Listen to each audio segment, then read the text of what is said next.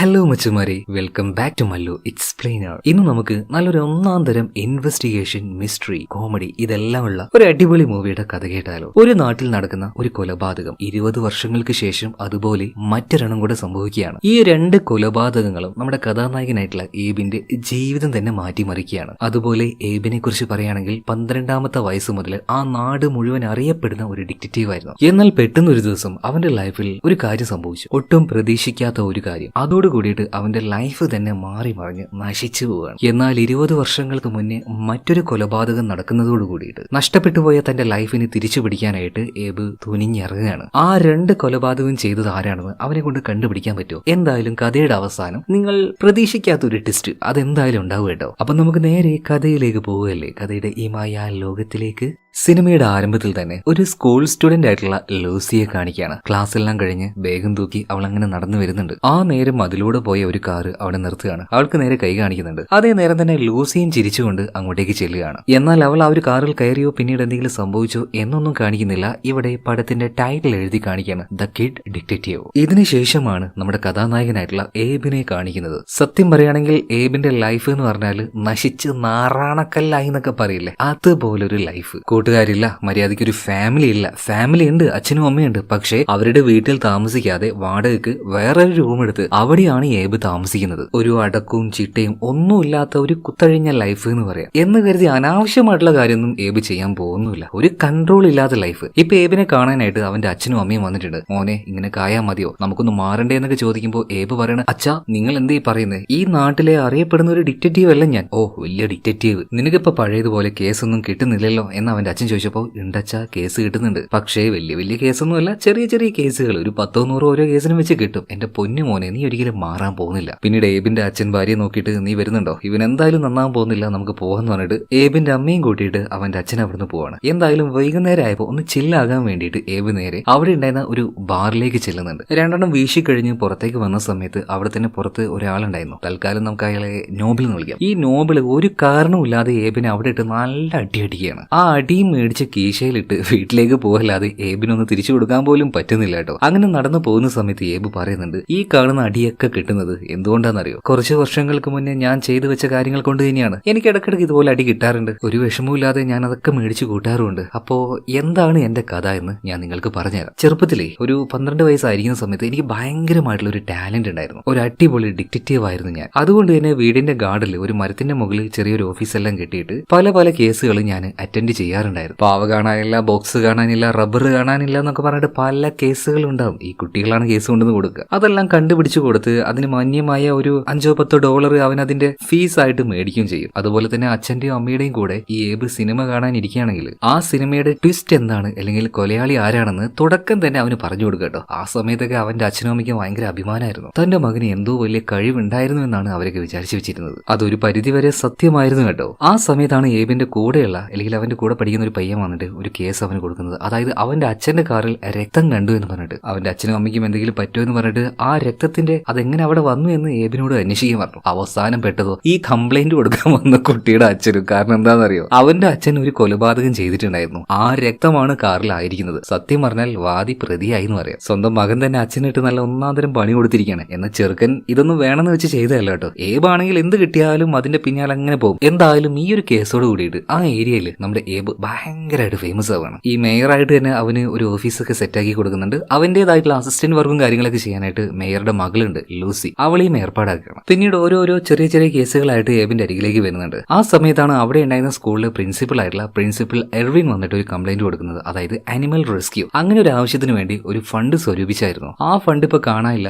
ആ ഫണ്ട് ആരോ എടുത്തു എന്ന് പറയണം. അതൊന്ന് കണ്ടുപിടിച്ചു കൊടുക്കണം. എന്നാൽ ഒന്ന് ആലോചിച്ചതിന് ശേഷം ഏബ് സിമ്പിൾ ആയിട്ട് തന്നെ ആളെ കണ്ടുപിടിക്കുകയാണ്. അതായത് നോബിൾ എന്ന് പറഞ്ഞ ആളുണ്ടല്ലോ, അയാളെ കഴിഞ്ഞ ആഴ്ച പട്ടി കടിച്ചായിരുന്നു. അതുകൊണ്ട് തന്നെ ഇത്തരം ജീവികളോട് അവന് ഭയങ്കര വെറുപ്പാണ്. മിക്കവാറും ആ ഒരു റെസ്ക്യൂ നടക്കാതിരിക്കാൻ ഫണ്ട് അടിച്ചു മാറ്റിയിട്ടുണ്ടാവുക ആ നോബിൾ തന്നെയായിരിക്കും. എന്തായാലും മേബി ഇങ്ങനെ പറഞ്ഞതുകൊണ്ട് തന്നെ നോബിൾ നന്നായിട്ട് പെട്ടുപോവാണ് കേട്ടോ. ആ പകയാണ് നോബിളിന്റെ ഉള്ളിൽ ഇപ്പോഴും ഉള്ളത്. അതുകൊണ്ട് തന്നെ ഏബിനെ കാണുമ്പോൾ ഇടക്കിടക്ക് 2 കൊട്ട് നോബിൾ കൊടുക്കാറുണ്ട്. അതൊക്കെ അവിടെ കിട്ടെ. ഈ ചെറിയ പ്രായത്തിൽ 12 വയസ്സുള്ള സമയത്ത് ഏബിന്റെ അടുത്ത് സഹായം ചോദിച്ച് പോലീസ് കോൺസ്റ്റബിൾസ് തന്നെ വരികയായിരുന്നു. കോൺസ്റ്റബിൾ ക്ലിയറി പല ഡൗട്ടുകളും പല കേസുകളെ കുറിച്ചും നമ്മുടെ ഏബിനോട് പറയുന്നുണ്ട്. സോ അതിൽ നിന്ന് നിന്നൊക്കെ ചില കാര്യങ്ങൾ മനസ്സിലാക്കി ഏബ് അത് പറഞ്ഞു കൊടുക്കുകയാണ്. അതായത് എന്തോ ഒരു മയക്കുമരുന്ന് ഗ്രൂപ്പാണ്, റെഡ് ഷ്യൂ ഗ്യാങ്ങോ അങ്ങനെ എന്തോ ഒന്ന്. സോ അവൻ പറയുന്ന കാര്യങ്ങളൊക്കെ ഏകദേശം കറക്റ്റും ആയിരുന്നു കേട്ടോ. അതുകൊണ്ട് തന്നെ എല്ലാവർക്കും നല്ല റെസ്പെക്റ്റ് ആണ്. അങ്ങനെ ഇരിക്കുകയാണ് നമ്മുടെ ഏബിന്റെ കൂടെ അസിസ്റ്റന്റ് ആയിട്ട് ജോലി ചെയ്യുന്ന ഒരു പെൺകുട്ടി ഉണ്ടായിരുന്നില്ലേ, ലൂസി. അവളെ കാണാതാകുന്നത്, അതായത് സിനിമയുടെ ആരംഭത്തിൽ നമ്മൾ കണ്ട ഒരു വിഷ്വലുണ്ടല്ലോ, റോഡരികിലൂടെ സ്കൂൾ കഴിഞ്ഞ് വരുന്ന ഒരു പെൺകുട്ടി, അവളാണ് ലൂസി. നമ്മുടെ ഏബിന്റെ അസിസ്റ്റന്റ് ആയിട്ട് വർക്ക് ചെയ്ത പെൺകുട്ടി തന്നെ. അവളെ പെട്ടെന്ന് ഒരു ദിവസം കാണാതാവുകയാണ്.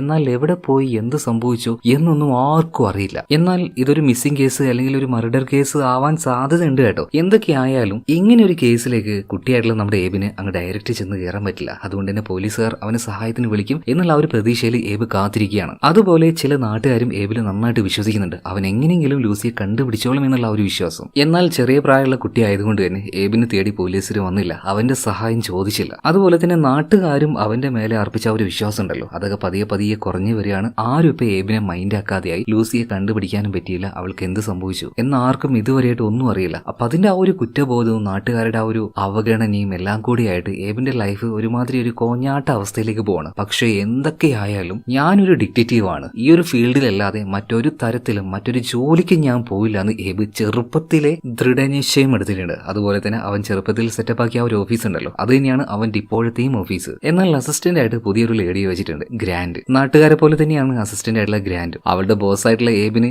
യാതൊരു റെസ്പെക്റ്റും അവള് കൊടുക്കാറില്ല. അങ്ങനെ കൊടുക്കാൻ മാത്രം അവനൊന്നും ചെയ്തിട്ടുമില്ലാന്നേ, ചെറിയ ചെറിയ വള്ളി വാളി കേസുകളല്ലാതെ വേറെ ഒന്നും ഇവിടെ വരാറില്ല. അങ്ങനെ ഒരു ദിവസം ഏബിനെ തേടിയിട്ട് കരോളിൻ എന്നൊരു പെൺകുട്ടി വരുന്നുണ്ട് കേട്ടോ. ഒരു ടീനേജ് ആയിട്ടുള്ള പെൺകുട്ടിയാണ്. അപ്പോൾ അവളെ കണ്ടപ്പോൾ തന്നെ ഏബ് വിചാരിച്ചു എന്തെങ്കിലുമൊക്കെ ഇതുപോലെ സാധാരണത്തെ പോലെ തന്നെ വള്ളി കേസായിരിക്കും. ഷൂ കാണാനില്ല, പേഴ്സ് കാണാനില്ല, ബാഗ് കാണാനില്ല, അങ്ങനെ എന്തെങ്കിലുമൊക്കെ ആയിരിക്കും എന്ന് വിചാരിച്ചിട്ടാണ് ഏബ് അവളോട് സംസാരിക്കാൻ തുടങ്ങിയത്. എന്നാൽ ഏബിനെ തന്നെ ഞെട്ടിച്ചുകൊണ്ട് അവള് പറഞ്ഞത്, എനിക്കൊരു മർഡർ കേസ്, അതാണ് നിങ്ങൾക്ക് തരാനുള്ളത്. എന്റെ ബോയ് ഫ്രണ്ട് ആയിട്ടുള്ള പാട്രിക്കിന്റെ ഡെഡ് ബോഡി ഇവിടെ ഉണ്ടായിരുന്ന ആ ഒരു കായലിൽ വെച്ച് കിട്ടി. അവന്റെ ശരീരത്തിൽ 17ഓളം തവണ കത്തി വെച്ച് ആരും ഒരാൾ കുത്തിയിട്ടുണ്ട്. അവനോട് വല്ലാത്ത പകയുള്ള ഒരാൾ. പോലീസ് അന്വേഷണം നടത്തുന്നുണ്ട്. എന്നാൽ ഇതുവരെയായിട്ടും അവർക്ക് യാതൊരു സൂചനയും കിട്ടിയിട്ടില്ല. അതുകൊണ്ട് ഏബ്, നിങ്ങൾ ഈ ഒരു കേസ് ഏറ്റെടുക്കണം എന്ന് പറയണം. എന്നാൽ അതൊരു മർഡർ കേസ് ആണ് എന്ന് അറിഞ്ഞപ്പോൾ തന്നെ ഏബിന് ഭയങ്കരമായിട്ട് ആവേശമായി. എന്നാൽ ആ ആവേശം കരോളിൻ അവളുടെ മുന്നിൽ വെച്ച് കാണിക്കാതെ ഞാൻ ആലോചിക്കട്ടെ, നാളെ വാ എന്ന് പറഞ്ഞിട്ട് അവളെ പറഞ്ഞു വിടുകയാണ്. പിന്നീട് ഈ കാര്യം പറയാനായിട്ട് ഏബ് അവന്റെ അച്ഛന്റെയും അമ്മയുടെ അടുത്തേക്ക് ചെല്ലുകയാണ്. അച്ഛനോട് കാര്യങ്ങൾ പറഞ്ഞപ്പോൾ പൊന്നു മോനെ വെറുതെ ആവശ്യമില്ലാത്ത പരിപാടിക്ക് നിൽക്കണ്ട. അപ്പൊ ഏബ് പറയണ, അച്ഛാ എന്ത് പറഞ്ഞാലും ഇങ്ങനെ തടസ്സം നിൽക്കാതെ ഒന്ന് ആലോചിച്ച് നോക്കി, 200ഓളം കേസുകൾ ഞാൻ അന്വേഷിച്ചിട്ടുണ്ട്. അപ്പൊ ഏബിന്റെ അച്ഛൻ പറയാണ്, 200 കേസുകൾ, ഓരോരോ പെൻസിലും റബ്ബറും പോയ കേസുകൾ. നീ തന്നെ പോയിട്ട് മർഡർ കേസ് അന്വേഷിക്കുക. നീ എത്ര മർഡർ കേസ് അന്വേഷിച്ചിന്? ഇപ്പൊ ഏബ് പറയണ്, അത് പിന്നെ 0, ഒരെണ്ണം പോലും അന്വേഷിച്ചിട്ടില്ല. ഇപ്പൊ അവന്റെ അച്ഛൻ പറയണ, പൊന്നു മോനെ നാറി കൊളാവണ്ടെങ്കിൽ ഈ കേസ് നിന്ന് വിട്ടു നിന്നോ, ഒഴിവാക്കിക്കോ എന്ന് പറയണം. എന്ന് ഏബ് പറയണ, എന്റെ പൊന്നച്ചാ നിങ്ങൾ എപ്പം നോക്കിയാലും എന്നിങ്ങനെ ഒരു തോൽവിയായി കാണാതെ എപ്പോഴെങ്കിലും ഒന്ന് സപ്പോർട്ടായിട്ട് നിൽക്കുന്നു പറഞ്ഞിട്ട് ദേഷ്യത്തിൽ അവൻ അവിടെ ഇറങ്ങി പോവാണ്. പിറ്റേ ദിവസം തന്നെ കരോളിനെ വിളിക്കുന്നുണ്ട്, കേസ് ഞാൻ ഏറ്റെടുക്കാന്ന് പറയാണ്. പിന്നീട് അവളുടെ ബോയ് ഫ്രണ്ട് ആയിട്ടുള്ള പാട്രിക്കിനെ കുറിച്ച് പല കാര്യങ്ങളും ചോദിക്കുന്നുണ്ട്. അവൻ ഡ്രഗ്സ് യൂസ് ചെയ്യാറുണ്ടോ, അങ്ങനെയാണെങ്കിൽ ഇവിടുത്തെ ആ ഒരു പ്രധാന ഗ്യാങ് ഉണ്ടല്ലോ, റെഡ് ഷ്യൂ ഗ്യാങ്, അവരുമായിട്ട് എന്തെങ്കിലും പ്രശ്നം ഉണ്ടായിട്ടുണ്ടാവും എന്ന് കരോളിൻ പറയാണ്. അവൻ ഒരു സിഗരറ്റ് പോലും വലിക്കാറില്ല. എന്നാ പിന്നെ ഗ്യാംബ്ലിംഗ് അങ്ങനെ എന്തെങ്കിലും പരിപാടി ഉണ്ടോ? അങ്ങനത്തെ ഒരു പരിപാടി ഇല്ല എന്ന് പറയാണ്. ഇപ്പോൾ ഏബ് വിചാരിക്കുകയാണ് ഇങ്ങനെ ഒരു പരിപാടിയില്ല, പിന്നെ എന്തായിരിക്കും? എന്തായാലും നമുക്ക് അവന്റെ വീട്ടിലേക്ക് പോകണ്ട, പകരം അവന്റെ സുഹൃത്തുക്കളിൽ നിന്ന് തുടങ്ങാന്ന് പറയണം. അങ്ങനെ കരോളിൻ ഇപ്പോൾ ഏബിനെയും കൂട്ടിയിട്ട് മരിച്ചുപോയ പാട്രിക്കിന്റെ ഒരു സുഹൃത്തിന്റെ അടുത്തേക്ക് ചെല്ലുന്നുണ്ട്. ഒരു കേസന്വേഷണത്തിന്റെ ഭാഗമായിട്ട് വന്നതാന്ന് അവനോട് പറയുന്നുണ്ട്. എന്നാൽ ആ പയ്യൻ വന്ന വാർഡിന് ഏബിനെ അടിമുടി ഒന്ന് നോക്കാണ്. എന്നിട്ട് കരോളിനോട് ഒരു കാര്യം പറയുന്നുണ്ട്, ഇവനെയാണോ നീ കേസ് ഏൽപ്പിച്ചത്? അയ്യേ, ഇവനോ ഒരു മണ്ടൻ. ആ മണ്ടന്റെ കൂടെ കൂടിയിട്ട് നീ കൂടെ ഒരു മണ്ടി ആവണ്ട, വെറുതെ സമയം വേസ്റ്റ് ചെയ്യേണ്ടെന്ന് പറയാണ്. ഇപ്പൊ ഏബ് മനസ്സിൽ അങ്ങനെ വിചാരിക്കുകയാണ്, എവിടെ പോയാലും അപമാനം മാത്രം, ദൈവമേ ഇതെന്ന് തീരും. അധിക നേരം ഈ പയ്യന്റെ മുന്നിൽ നിൽക്കണ്ട, നിന്നാ കുറച്ച് അളിഞ്ഞു പോകും. അതുകൊണ്ട് മറ്റൊരു സുഹൃത്തിന്റെ അടുത്തേക്ക് പോകാന്ന് പറയണം. അതായത് പാട്രിക്കിന്റെ മറ്റൊരു സുഹൃത്ത്. ആള് കണ്ടാൽ കുറച്ച് ഫാക്റ്റി ആയിട്ടുള്ള കുറച്ച് തടിച്ച ഒരാളാണ് കേട്ടോ. അവന്റെ പേര് ജൂഡ് എന്നാണ്. അപ്പൊ ആ വീട്ടിലേക്ക് പോയിട്ട് അവനോട് സംസാരിക്കാൻ നിൽക്കുമ്പോൾ ജൂഡിന്റെ അമ്മ വിളിച്ചപ്പോൾ നേരെ കിച്ചണിലേക്ക് ഒന്ന് പോവാണ്. എന്നാൽ ആ സമയത്ത് പെട്ടെന്ന് തന്നെ നമ്മുടെ ഏബ് ഉണ്ടല്ലോ, ജനല് ചെറുതായിട്ടൊന്ന് ഒരു ഭാഗത്ത് ഹുക്കെല്ലാം അഴിച്ചിടുന്നുണ്ട്. അപ്പൊ അതെന്തിനാണെന്ന് കരോളിൻ ചോദിച്ചപ്പോൾ, എങ്ങാനും ഒരു ആവശ്യത്തിന് ഇവന്റെ വീട്ടിലേക്ക് ഇവൻ അറിയാതെ വരണമെങ്കിൽ എന്തെങ്കിലും ഒരു വഴി വേണ്ടേ, അതിനുവേണ്ടിയാ ജനൽ ഇതുപോലെ തുറന്നിട്ടിരിക്കുന്നത്. കർട്ടൻ ഉള്ളത് കൊണ്ട് തന്നെ അവരത് ശ്രദ്ധിക്കാനുള്ള സാധ്യത കുറവാണ്. എന്തായാലും ഉള്ളിലേക്ക് പോയ ജൂഡ് തിരിച്ചു വരികയാണ്. ജൂഡിനോട് പിന്നീട് പാട്രിക്കിന്റെ ഓരോ കാര്യങ്ങൾ ചോദിക്കുമ്പോൾ പാട്രിക്കിനെ കുറിച്ച് നല്ല കാട്ട നെഗറ്റീവ് എന്ന് പറഞ്ഞാൽ അങ്ങനത്തെ നെഗറ്റീവാണ് ജൂഡ് പറയുന്നത്. അതായത് അത്രയും മോശം ഒരാളാണ് പാട്രിക്ക്. ആരെയും റെസ്പെക്ട് ചെയ്യില്ല, ആരും അറിയാതെ പല കുരുത്തക്കേടുകൾ കാണിക്കും. അങ്ങനെ ഓരോന്ന് പറഞ്ഞപ്പോൾ തന്നെ ഏബ് പറയാണ്, പൊന്നു മോനെ ജൂഡെ, നീ പറയുന്നതിൽ പകുതി മുക്കാലും കള്ളമാണെന്ന് ഞങ്ങൾക്ക് മനസ്സിലായി. അതായത് പാട്രിക്കിനോട് ഈ ജൂഡിന് നല്ല ദേഷ്യമുണ്ട്, അതുകൊണ്ടാണ് അവനെ കുറിച്ച് അനാവശ്യമായിട്ട് ഓരോന്ന് പറയുന്നത്. എന്നാ പിന്നെ ഞാൻ വേറൊരു കാര്യം പറയട്ടെ എന്ന് പറഞ്ഞിട്ട് നമ്മുടെ കരോളിനെ നോക്കിയിട്ട് അവൻ പറയാണ്,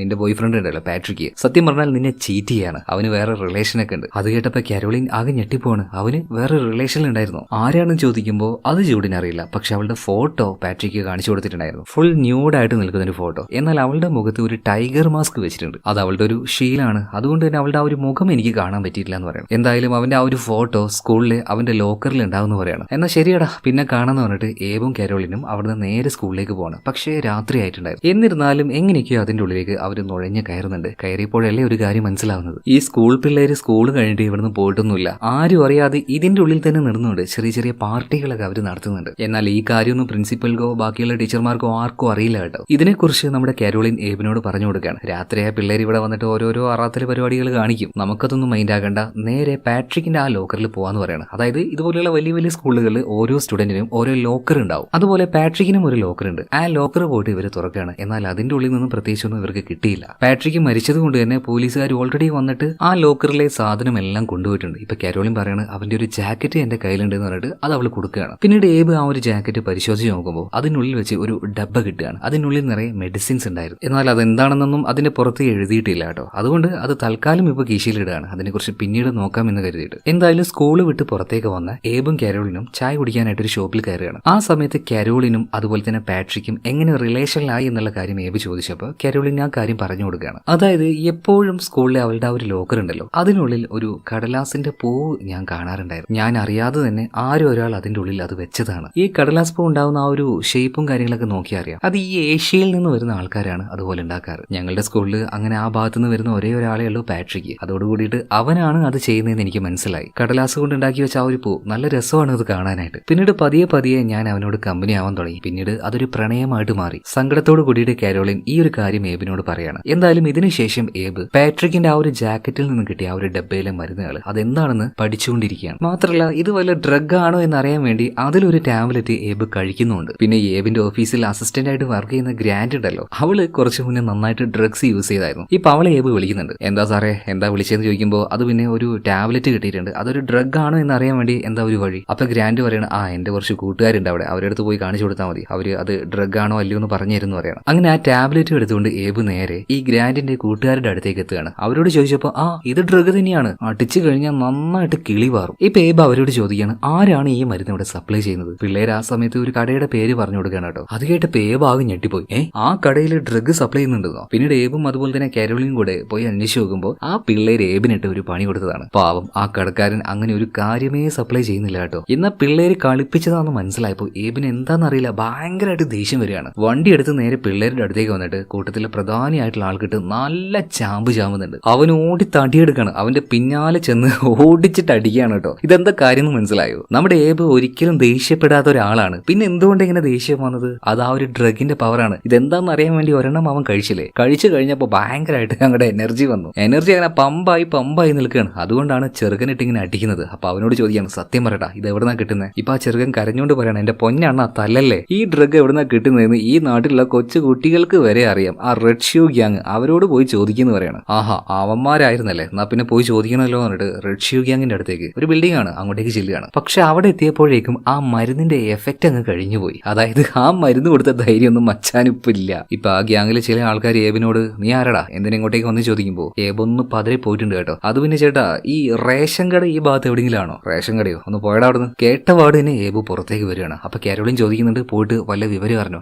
എന്ത് വിവരം, അവരൊക്കെ പാവങ്ങളാണ്. പിന്നെ എനിക്കെന്തോ അവരോട് ഒരു ഇഷ്ടം തോന്നില്ല, അതുകൊണ്ട് കൂടുതൽ സംസാരിക്കാതെ ഞാൻ വന്നു എന്ന് കാരോളിനോട് ഏബ് പറയാണ്. മച്ചാൻ നന്നായിട്ടൊന്ന് വരണ്ടു പോയിട്ടുണ്ട്. എന്തായാലും ഇതിനുശേഷം ഏബും കാരോളിനും കൂടെ നേരെ പോകുന്നത് പാട്രിക്കിന്റെ അച്ഛനും അമ്മയും കാണാനാണ്. പോയ പാടിന് ഏബ് അവരോട് കാര്യങ്ങൾ പറയുന്നുണ്ട്. അതായത് നിങ്ങളുടെ മകൻ പാട്രിക്ക് ഡ്രഗ്സ് യൂസ് ചെയ്യുന്ന കാര്യം നിങ്ങൾക്ക് അറിയുമെന്ന്. ഇത് കേട്ട പാടിന് പാട്രിക്കിന്റെ അച്ഛനായിട്ടുള്ള മിസ്റ്റർ ചാങ് അയാൾക്ക് ഭയങ്കരമായിട്ട് ദേഷ്യം വരികയാണ്. ചാങ് പറയണത് നീ എന്താണിട്ട് ഈ പറയുന്നത്? എന്റെ മകന് അങ്ങനെ ഒരു ദുശീലവും ഇല്ല. ഈ കേസ് വഴി തിരിച്ചു വിടാൻ വേണ്ടിയിട്ട് ആരും ഒരാൾ അവന്റെ പോക്കറ്റിൽ വെച്ചതാണ് ആ ഒരു ഡ്രഗ്. നീ ഒരു ഡിറ്റക്റ്റീവ് അല്ലേ, ഈ ഒരു കാര്യം ചെറുതായിട്ടൊന്ന് ചിന്തിച്ചാൽ വരെ മനസ്സിലാവുമല്ലോ. അതാ പറയുന്നത് നിന്നെ കൊണ്ട് ഇതൊന്നും തെളിയിക്കാൻ പറ്റില്ല, നീ ഒരു മണ്ടനായ ഡിറ്റക്റ്റീവ് ആണ്. അതൊക്കെ പോട്ടെ, നീ എത്ര കൊലപാതക കേസുകൾ അന്വേഷിച്ചിട്ടുണ്ട്? ഇത് കേട്ടപ്പോ ഏബ് ഒന്ന് പരുങ്ങാണ്. എന്തായാലും 0 എന്ന് പറയണ്ട, പറഞ്ഞാൽ ഇവിടെ വെച്ച് വീണ്ടും അലിഞ്ഞു പോകും. അതുകൊണ്ട് ഞാനൊരു 3 കേസ് അന്വേഷിച്ചിട്ടുണ്ട് എന്ന് പറയണം. പിന്നെ വേഗം തന്നെ വീട്ടിൽ നിന്ന് പുറത്തേക്ക് വരുന്നുണ്ട്. കാറിലെ കാരോളിൻ വെയിറ്റ് ചെയ്യുന്നുണ്ടായിരുന്നു. അങ്ങനെ അവർ വീണ്ടും പോകുന്നയാ കേസുമായിട്ട് എന്തെങ്കിലും ഒരു തുമ്പ് കിട്ടുമെന്ന് നോക്കിയിട്ട്. ഈ സമയത്താണ് ഏബിനെ ഒരാൾ വിളിക്കുന്നത്. ഏബിന്റെ അസിസ്റ്റന്റ് ആയിട്ടുള്ള ഗ്രാൻഡ്, അതായത് പാട്രിക്കിന്റെ ആ ഒരു കൂട്ടുകാരനുണ്ടല്ലോ ജൂഡ്, ആ ഒരു ഫാറ്റി ആയിട്ടുള്ള പയ്യൻ. അവനൊരു കാര്യം പറഞ്ഞായിരുന്നല്ലോ, ഒരു ടൈഗർ മാസ്ക് ഇട്ട ന്യൂഡായിട്ടുള്ള ഒരു പെൺകുട്ടിയുടെ ഫോട്ടോ കണ്ടു എന്ന്. അപ്പൊ ആ ഒരു കാര്യം ഗ്രാൻഡിനോട് ഏബ് പറഞ്ഞിട്ടുണ്ടായിരുന്നു. അത് വെച്ച് ഗ്രാൻഡ് സോഷ്യൽ മീഡിയയിലൊക്കെ കുറെ പരിശോധിച്ചപ്പോൾ അതുപോലെ ടൈഗർ മാസ്ക് ഇട്ട ഒരു പെൺകുട്ടിയുടെ ഒരു പ്രൊഫൈൽ കണ്ട് നോക്കുമ്പോൾ അവൾ ഈ ഒരു ടൗണിൽ തന്നെയാണ് പേര് എലീന. അങ്ങനെ അഡ്രസ് കണ്ടുപിടിച്ച് നേരെ എലീനയുടെ അടുത്തേക്ക് നമ്മുടെ ഏബ് പോകുന്നുണ്ട്. പോയി നോക്കുമ്പോൾ ഒരു പ്രോസ്റ്റിറ്റ്യൂട്ട് ലെവലുള്ള ആളാണ് ഈ എലീന. എന്നാൽ കാശ് കൊടുത്തിട്ടൊന്നുമല്ല പാട്രിക്ക് എലീനയുടെ അടുത്തേക്ക് പോവാറ്. രണ്ടുപേർക്കും അങ്ങോട്ടും ഇങ്ങോട്ടും ഇഷ്ടമായിട്ട് തന്നെയാണ്. അതുകൊണ്ട് തന്നെ അവർ അങ്ങോട്ടും ഇങ്ങോട്ടും കൂടുതലായിട്ട് സംസാരിച്ചിട്ടുണ്ടാവുമല്ലോ. അതുകൊണ്ട് പാട്രിക്കിന് ആരെങ്കിലും ശത്രുക്കളായിട്ടുണ്ടോ അല്ലെങ്കിൽ എങ്ങനെ എന്തെങ്കിലും സംഭവം ഉണ്ടായിട്ടുണ്ടോ എന്ന് ഈ എലീനയോട് ചോദിക്കുമ്പോൾ അങ്ങനെയൊന്നും ഉണ്ടായിട്ടില്ല, ആളൊരു പാവം പയ്യനാ. അല്ല, അവൻ വല്ല ഡ്രഗ്സോ കാര്യങ്ങളോ ഉപയോഗിക്കാറുണ്ടായിരുന്നു, ആ റഷ്യോ ഗ്യാങ്ങുമായിട്ട് അവന് വല്ല ബന്ധം ഉണ്ടായിരുന്നു. ഇത് ചോദിച്ചപ്പോൾ എലീന പറയണേ അങ്ങനെയൊന്നുമില്ല, പക്ഷേ നിർഭാഗ്യവശാൽ അവന്മാരുടെ പണി പിള്ളേർക്ക് കിട്ടാറുണ്ട്. ഇത് കേട്ടപ്പോ ഏബ് പറയണേ നീ എന്താ പറഞ്ഞേ, എനിക്ക് മനസ്സിലായില്ല, ഒന്ന് വിശദമായിട്ട് പറയോ? അപ്പൊ എലീന പറഞ്ഞു കൊടുക്കുകയാണ്, അതായത് സ്കൂളിൽ പല രീതിയിലും റെഡ് ഷൂ ഗ്യാങ് ഡ്രഗ്സ് വിൽക്കുന്നുണ്ട്, അതിന് പലതരം കുട്ടികളെ യൂസ് ചെയ്യാറുണ്ട്. അപ്പൊ ഈ കാര്യത്തിൽ സംശയം തോന്നിയത് കൊണ്ട് തന്നെ പ്രിൻസിപ്പാൾ ഉണ്ടല്ലോ എല്ലാ കുട്ടികളുടെയും ലോക്കറിന്റെയും നമ്പർ ഓഫീസ് റൂമിൽ മേടിച്ചു വെച്ചിട്ടുണ്ട്. ആരൊക്കെയാണ് ഇതുപോലെ ഡ്രഗ്സ് യൂസ് ചെയ്യുന്നത് അല്ലെങ്കിൽ ആരുടെ ലോക്കറിലാണ് അതുള്ളതെന്ന് വേണമെങ്കിൽ പ്രിൻസിപ്പലിന് വന്ന് തുറന്നു നോക്കാം, അവരുടെ പെർമിഷൻ ഇല്ലാതെ തന്നെ. എന്നാൽ ഇത്രയും ആയിരക്കണക്കിന് സ്റ്റുഡൻസ് ഉണ്ടാകുമ്പോൾ എല്ലാവരുടെയും ഷെൽഫ് പോയിട്ട് ഈ പ്രിൻസിപ്പൾക്ക് തുറന്നു നോക്കാൻ പറ്റുമോ? അതുകൊണ്ട് റഷ്യോ ഗ്യാങ് അവരുടെ ഡ്രഗ്സ് എപ്പോഴും ഈ നന്നായിട്ട് പഠിക്കുന്ന അല്ലെങ്കിൽ വലിയ അലമ്പൊന്നും ഇല്ലാത്ത പിള്ളേരുണ്ടല്ലോ അവരുടെ ആ ഒരു ഷെൽഫിൽ കൊണ്ടുവെക്കും. എന്തായാലും പ്രിൻസിപ്പൽ തുറന്നു നോക്കുക അലമ്പ് കളിക്കുന്ന പിള്ളേരുടെ ലോക്കർ മാത്രമായിരിക്കുമല്ലോ. എലീന ഈ ഒരു കാര്യം പറഞ്ഞ സമയത്ത് നമ്മുടെ ഏബിന് ഒരു കാര്യം മനസ്സിലായി. അതായത് പാവം പാട്രിക്ക് അവൻ ഡ്രഗ്സ് ഒന്നും യൂസ് ചെയ്യാറില്ല, അവൻ നന്നായിട്ട് പഠിക്കുന്ന ഒരു സ്റ്റുഡന്റ് ആയതുകൊണ്ട് തന്നെ അവന്റെ ഷെൽഫിലേക്ക് ഇവർ മനഃപൂർവ്വം ഈ ഡ്രഗ് കൊണ്ടുവന്ന് വെച്ചതാണ്. അങ്ങനെയാണെങ്കിൽ പ്രിൻസിപ്പൽ ആ ലോക്കറൊന്നും തുറന്നു നോക്കില്ലല്ലോ, സംശയം ഉണ്ടാവില്ലല്ലോ. എങ്ങനെ ആ ഒരു ഡ്രഗ് അവന്റെ ലോക്കറിൽ വന്നു എന്ന് ഇപ്പോൾ നമ്മുടെ ഏബിന് മനസ്സിലാവുകയാണ്. സത്യം പറഞ്ഞാൽ വീണ്ടും ഇവിടെ ഈ ഒരു കേസ് സ്റ്റക്കായി പോവാണ്. പാട്രിക്കിന്റെ കൊലപാതകത്തിലേക്ക് എത്താൻ പറ്റുന്ന ഒരു ലീഡും ഇവിടുത്തെ കിട്ടുന്നില്ല. ഏബി ഇത്രയും ദിവസം വിചാരിച്ചിരുന്നത് ആ ഒരു ഡ്രഗ് അതുപോലെ തന്നെ റെഡ് ഷൂ ഗ്യാങ് ഇവരായിരിക്കും പാട്രിക്കിന്റെ കൊലപാതകം ചെയ്തേ എന്നൊക്കെയാണ്. പക്ഷേ അവരല്ല അത്, അവർക്ക് ഈ കൊലയുമായിട്ട് യാതൊരു ബന്ധവുമില്ല. പിന്നീട് വീണ്ടും കാരോളിൻ അവളുടെ കൂടെ ഏബ അങ്ങനെ പോകുന്ന സമയത്ത് കാരോളിൻ പറയണ ഏബെ നമ്മുടെ പിന്നാലെ തന്നെ കുറെ നേരമായിട്ട് ഒരു കാർ നമ്മൾ ഫോളോ ചെയ്യുന്നുണ്ട്. പെട്ടെന്ന് തന്നെ കാരോളിന്റെ അടുത്ത് കാർ ഒന്ന് സൈഡാക്കാൻ പറയാണ്. ഏബ് കാറിൽ നിന്ന് ഇറങ്ങി എന്നിട്ട് ചുറ്റി വളഞ്ഞു പോയിട്ട് ആ കാറിന്റെ അടുത്തേക്ക് പോകണം. എന്നിട്ട് അതിന്റെ ഗ്ലാസ്സിൽ മുട്ടി ഒന്ന് വാതിൽ തുറക്കാൻ പറയണം. നോക്കുമ്പോൾ ആര്? ഏബിന്റെ അച്ഛനും അമ്മയും. അവനാകെ ഞെട്ടിപ്പോയി. നിങ്ങൾക്ക് എന്താ എന്റെ പിന്നാലെ പരിപാടി, നിങ്ങൾ എന്തിനാ എന്റെ പിന്നാലെ വരുന്നേ ചോദിക്കുമ്പോൾ അവന്റെ അമ്മ പറയണേ എടാ നീ ഇതുപോലെ മർഡർ കേസുമായിട്ട് നടക്കുമ്പോഴേ ഞങ്ങളുടെ ഉള്ളിൽ തീയാണ്, നിനക്ക് എന്തെങ്കിലും പറ്റുമോ എന്നുള്ള ആ ഒരു പേടി കാരണമാണ് നിന്റെ പിന്നാലെ ഇങ്ങനെ വരുന്നത്. ഇതേ സമയത്തിന് ഏബ് പറയണേ എന്റെ പൊന്നമ്മയെ ഭ്രാന്ത് പിടിച്ച് നടക്കുകയാണ്, എവിടെ പോയാലും ആട്ടും തുപ്പും മാത്രം, ഒരു ക്ലൂ ഇതുവരെയായിട്ടും കിട്ടിയിട്ടില്ല, ദയവ് ചെയ്തൊന്ന് വെറുതെ വിടുമെന്ന് ചോദിക്കുകയാണ്. എന്നിട്ട് വീണ്ടും നേരെ കാരോളിന്റെ അടുത്തേക്ക് ചെല്ലുകയാണ്. അവൾക്ക് സ്കൂളുള്ളത് കൊണ്ട് തന്നെ സ്കൂള് ക്ലാസ് കട്ട് ചെയ്യാൻ പറ്റില്ല, അവൾ നേരെ സ്കൂളിലേക്ക് പോകണം. ഇതേ നേരം തന്നെ നമ്മുടെ ഏബ് അവിടുത്തെ പ്രിൻസിപ്പൽ ആയിട്ടുള്ള പ്രിൻസിപ്പൽ എർവിനെ കാണാൻ ചെല്ലുന്നുണ്ട്. പിന്നീട് പ്രിൻസിപ്പാളോട് പാട്രിക്കുമായി ബന്ധപ്പെട്ട എന്തെങ്കിലും വിവരങ്ങൾ നിങ്ങൾക്ക് തരാൻ പറ്റുമോ, എന്തെങ്കിലും അറിയുമെന്ന് ചോദിക്കുമ്പോൾ പ്രിൻസിപ്പൽ ചോദിക്കുകയാണ് അല്ല നീ എന്തിനാ ആ കാര്യങ്ങളൊക്കെ അന്വേഷിക്കുന്നത്, അത് പിന്നെ മരിച്ചുപോയി പാട്രിക് ഉണ്ടല്ലോ അവന്റെ ഗേൾഫ്രണ്ട് ആയിട്ടുള്ള കാരോളിൻ ആ കേസ് എന്നെയാണ് ഏൽപ്പിച്ചിരിക്കുന്നത്. ഇപ്പൊ പ്രിൻസിപ്പാൾ പറയണ ഓഹോ അപ്പൊ ഒരു മർഡർ കേസിന്റെ പിന്നാലെയാണല്ലേ, ശരി പാട്രിക്കുമായി ബന്ധപ്പെട്ട ചില വിവരങ്ങൾ ഞാൻ തരാം, പക്ഷെ അതിന് മുന്നേ ആയിട്ട് എനിക്ക് നീ വേറൊരു കേസ് തെളിയിച്ചു തരണം, അങ്ങനെയാണെങ്കിൽ പാട്രിക്കുമായി ബന്ധപ്പെട്ട ഒരു വിവരം ഞാൻ നിനക്ക് തരാമെന്ന് പറയണം. ശരിയെന്ന് ഏബ് പറഞ്ഞു. പിന്നീട് പ്രിൻസിപ്പൽ അദ്ദേഹത്തിന് ആ ഒരു പ്രശ്നം പറഞ്ഞു കൊടുക്കുകയാണ്. അതായത് സ്കൂളിന്റെ വാതിലും കാര്യങ്ങളെല്ലാം പൂട്ടിപ്പോയാലും പിറ്റേ ദിവസം രാവിലെ ആയിട്ട് വന്നു നോക്കുമ്പോൾ ബിയർ ബോട്ടിലും അതും ഇതും കുറെ ഫുഡ് പ്രിന്റും കാര്യങ്ങളൊക്കെ കാണാനുണ്ട്. ഇതെങ്ങനെയാ വരുന്നതെന്ന് യാതൊരു പിടുത്തവുമില്ല. എന്നാൽ അത് വലിയൊരു ആനക്കാര്യമൊന്നുമല്ല, ഏബിന് നന്നായിട്ട് അറിയാം എന്തുകൊണ്ടാ രാത്രി അങ്ങനെ അവിടെ സംഭവിക്കുന്നതെന്നൊക്കെ. രാത്രി പിള്ളേര് ചുമ്മാ ചില്ലാവാൻ വേണ്ടി വരുന്നുണ്ട്. ആ കാര്യം ഏബ് അതുപോലെ തന്നെ പ്രിൻസിപ്പാളോട് പറയണം. ആഹാ അവന്മാരായിരുന്നല്ലേ, ശരിയാക്കി കൊടുക്കാം. എന്തായാലും പ്രിൻസിപ്പൽ അയാളുടെ വാക്ക് പാലിക്കുകയാണ്. അതായത് പാട്രിക്കുമായി ബന്ധപ്പെട്ട ഒരു വിവരം ഇപ്പൊ പ്രിൻസിപ്പൽ കൊടുക്കുന്നുണ്ട്. അതെന്താണെന്ന് വെച്ചിട്ടുണ്ടെങ്കിൽ പാട്രിക്ക് നോർമലി നോക്കുകയാണെങ്കിൽ അത്യാവശ്യം നല്ലൊരു പയ്യൻ തന്നെയാണ്, നന്നായിട്ട് പഠിക്കും, അത്യാവശ്യം അച്ചടക്കൊക്കെ ഉണ്ട്. എന്നാൽ ഈ പാട്രിക്കിനെ കുറിച്ച് ഒരാൾ നന്നായിട്ട് നല്ല നെഗറ്റീവ് ആയിട്ടുള്ള ഒരു കംപ്ലൈന്റ് കൊടുത്തിട്ടുണ്ട്. അത് മറ്റാരുമല്ല അവന്റെ സുഹൃത്തു കൂടിയായിട്ടുള്ള ജൂഡാണ്. ആ ഒരു ഫാറ്റി ആയിട്ടുള്ള പയ്യനുണ്ടല്ലോ അവൻ തന്നെ. അതോടുകൂടി ഏബിന് ഒരു കാര്യം മനസ്സിലായി, ഈ ഒരു ജൂഡിന് നന്നായിട്ട് പക ദേഷ്യം എല്ലാം ഉണ്ട് ഈ ഒരു പാട്രിക്കിനോട്. കാരണം അന്ന് ജൂഡിനോട് സംസാരിക്കുമ്പോൾ എത്രത്തോളം നെഗറ്റീവായിട്ടാണ് പാട്രിക്കിനെ കുറിച്ച് സംസാരിച്ചത്. അതുപോലെ തന്നെ സ്കൂളിൽ വരെ അവൻ കംപ്ലൈന്റ് കൊടുത്തിട്ടുണ്ട്. അതിനർത്ഥം അവന് വല്ലാത്തൊരു എന്തോ ഒരു ദേഷ്യം ഉണ്ട് എന്നല്ലേ. അതെന്താണെന്ന് കണ്ടുപിടിക്കണം. അതുകൊണ്ട് തന്നെ ഏബ് ജൂഡ് അറിയാതെ അവന്റെ വീട്ടിലേക്ക് കയറുകയാണ്. അതായത് അന്ന് ആദ്യമായിട്ട് അവന്റെ വീട്ടിലേക്ക് വന്നപ്പോൾ ജനലിൽ ചെറുതായിട്ട് തുറന്നു വെച്ചല്ലോ, ആ ജനലിലൂടെ ആരും കാണാതെ ഏബ് ഉള്ളിലേക്ക് കയറി. പിന്നീട് ജൂഡിന്റെ റൂമിൽ പോയിട്ട് അവന്റെ ടേബിളും കാര്യങ്ങളൊക്കെ പരിശോധിക്കുകയാണ്. ആ സമയത്ത്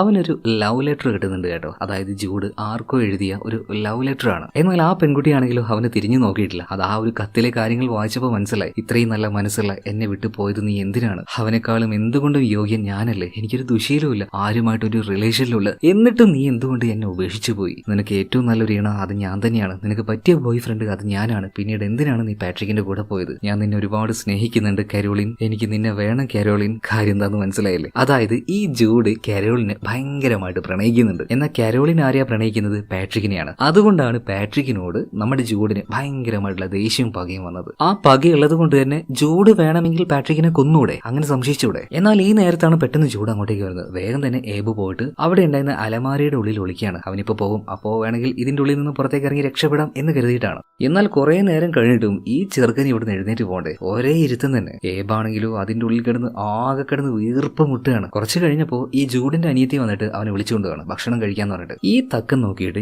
ഏബ് അലമാരയുടെ പുറത്തേക്ക് വന്നതും ദാണ്ടെ ആ ഒരു കുട്ടിപ്പിശാച്ച് പെണ്ണ് തിരിച്ചു വരുന്നത്. അവൻ പിന്നീട് ഓടിപ്പോയി ഒളിച്ചത് ജൂഡിന്റെ റൂമിലായിരുന്നില്ല, പകരം തൊട്ടടുത്തുണ്ടായിരുന്ന അവന്റെ അനിയത്തിയുടെ റൂമിലെ ഷെൽഫിന്റെ ഉള്ളിലായിരുന്നു. ഇപ്പോ അവന്റെ അനിയത്തി വന്നിട്ട് ലാപ്ടോപ്പിൽ എന്തൊക്കെയോ ചെയ്യുന്നുണ്ട്. ഇവിടെ സീൻ കേട്ടായി അടുത്ത സീനിലും കാണിക്കുന്നത് സ്റ്റേഷനിൽ ഇരിക്കുന്ന ഏബിനെയാണ്. അതായത് ആ റൂമിൽ നിന്നും അവനെ പൊക്കിയിട്ടുണ്ട്. 20 വർഷങ്ങൾക്ക് മുന്നേ അവനോട് സഹായം ചോദിച്ചു വന്ന ഒരു കോൺസ്റ്റബിൾ ക്ലിയർ ഉണ്ടല്ലോ, അദ്ദേഹം തന്നെയാണ് അവനോട് സംസാരിക്കുന്നത്. ഈ ഏബിനോട് ഒരു ഇച്ചിരി ഇഷ്ടമുള്ള ആളാണ് ഈ ഒരു കോൺസ്റ്റബിൾ. അപ്പൊ അയാൾ ചോദിക്കുന്നുണ്ട്, ഏബ് എന്തിനാ വെറുതെ അനാവശ്യമായ പ്രശ്നത്തിലേക്ക് ഇങ്ങനെ തലയിടാൻ വരുന്നത്? ആ കേസ് ഞങ്ങൾ അന്വേഷിക്കുന്നില്ലേ, പിന്നെ നീ എന്തിനാ അങ്ങോട്ടേക്ക് പോകുന്നേ? ഇപ്പൊ തന്നെ ആ കുടുംബത്തോട് ഞാൻ ഒന്ന് കാര്യങ്ങൾ പറഞ്ഞ് സമ്മതിപ്പിച്ചാണ് കേസ് അവര് പിൻവലിച്ചത്. സംഗതി പോക്സോ കേസാണ്. നാട്ടുകാരൊക്കെ നിന്നെ ആ പെൺകുട്ടിയുടെ റൂമിൽ നിന്ന് പൊക്കി എന്നുള്ള വാർത്ത അറിഞ്ഞിട്ടുണ്ട്. എല്ലാവരുടെയും മുന്നിൽ നീ ആകെ ഒരുമാതിരി നാണം കെട്ട അവസ്ഥയിലാണ്. എന്തിനാ വിട്ട് കളഞ്ഞേക്ക്, ഇനി ഈ ഡിറ്റക്റ്റീവ് എന്ന് പറഞ്ഞിട്ട് നടക്കണ്ട, ഇത് നിന്നെ കൊണ്ട് പറ്റിയ പരിപാടി അല്ലടോ. അങ്ങനെ തൽക്കാലം ആ ഒരു കേസിൽ നിന്നും ഏബിനെ ഈ ഒരു കോൺസ്റ്റബിൾ ഊരി കൊടുക്കുകയാണ് കേട്ടോ. എന്തായാലും ഇതിനുശേഷം പുറത്തേക്ക് പോവാൻ തന്നെ ഏബിന് ധൈര്യമില്ലായിരുന്നു. നാട്ടുകാരൊക്കെ കണ്ടാൽ തന്നെ കളിയാക്കും, ചിലപ്പോ പല ചീത്തയും വിളിച്ചു പറയും. അപ്പൊ ഒരേ ഇരുത്താണ് എപ്പോഴും അവന്റെ ആ ഒരു റൂമിൽ. എന്നാൽ കേസിന്റെ കാര്യങ്ങൾ എന്തായി എന്ന് ചോദിക്കാൻ വേണ്ടി കാരോളിൻ പലതവണ വിളിക്കുന്നുണ്ടെങ്കിലും അവൻ ഫോൺ എടുത്തില്ല. ഒരു ദിവസം കാരോളിൻ അങ്ങോട്ടേക്ക് നേരിട്ട് വരികയാണ്. അപ്പൊ കാരോളിനെ കണ്ടപാട് തന്നെ അവനൊന്ന് പമ്മി കളിക്കുന്നുണ്ട് കേട്ടോ. ഇപ്പൊ കാരോളിൻ പറയണത്, എടോ